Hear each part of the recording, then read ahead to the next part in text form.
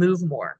Like that's the basic premise of what you're trying to do. And in that movement, let's think about aerobic activity. So sustained movement, like over time. That's what aerobic exercise is. Strengthening, doing something to build muscle tone because muscle atrophy is a real thing as we get older. We got to combat that.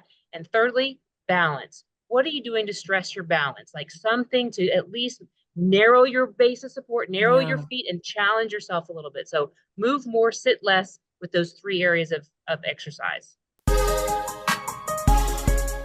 Welcome to the Answers for Elders radio show.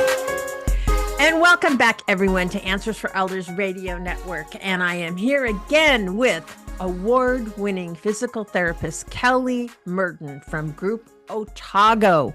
And Kele, we're talking about fall prevention. And in this segment, I'd really like to talk to you about your recommendations on how to start, Kele. How do you start getting yourself into optimal aging, I guess is the term that I want to use.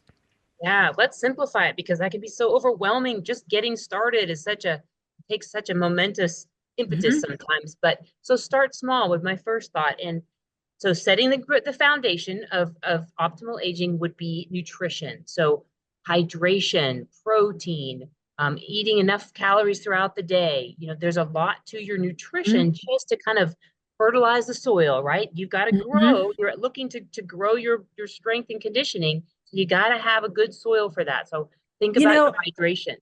You know, what you're saying, Kele, is so important. And I think a lot of seniors, they don't drink enough water.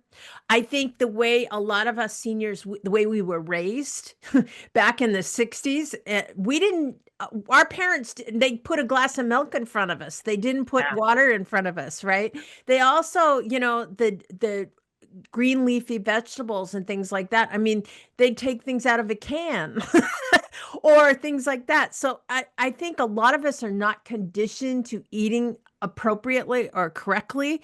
And the hydration piece is huge. It makes such a difference. If you're dehydrated, your balance goes sideways. Yeah. Your cells are made up of, 90-something% of water. And if they don't have enough water, they can't do their job. And that's kind of bad. So I think hydration is an issue. I think with incontinence being such an issue, it's such a touchy subject and it's challenging. Anyway, you're right. Yeah. Hydration is really key, but it's definitely one of the precursors to optimal aging. Fabulous. And number 2, what's your second tip? All right. Number 2, I would say to simplify it completely is move more.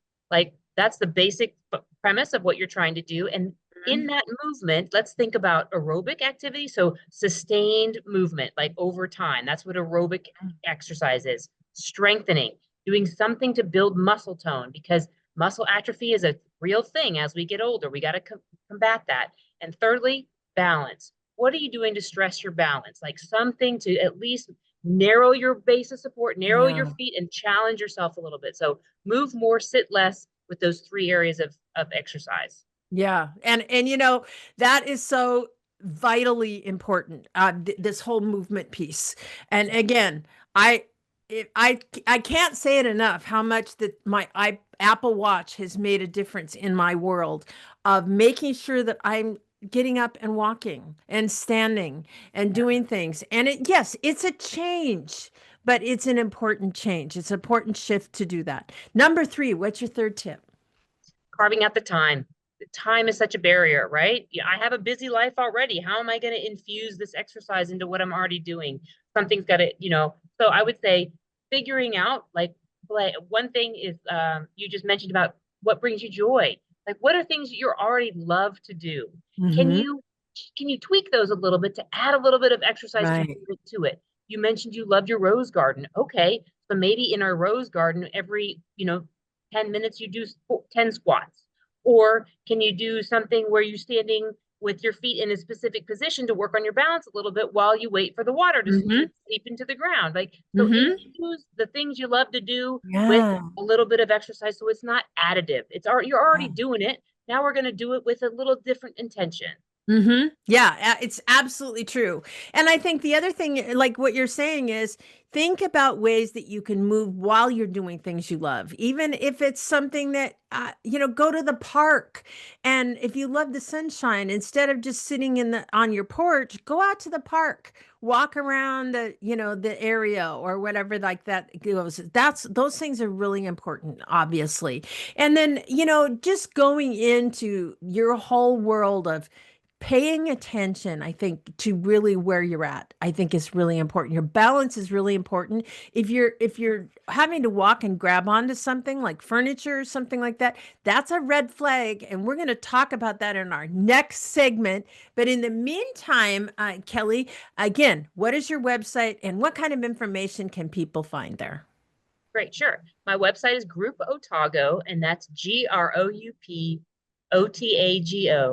And on that website, you'll find information about fall prevention exercise programs, information about falls in general. You'll see some other people who have participated in this class and how they've responded to it. And there's great contact information. If you need to reach out to me individually, that's there as well. Fabulous. And in the meantime, Kelly and we're going to come back and talk about the red flags and really how do we get started. We talked a little bit about it, but we're going to dive in our next segment right after this. Did you know that you can discover hundreds of podcasts in our library on senior care? So visit our website and discover our decision guides that will help you also navigate decision making. Find us at answersforelders.com.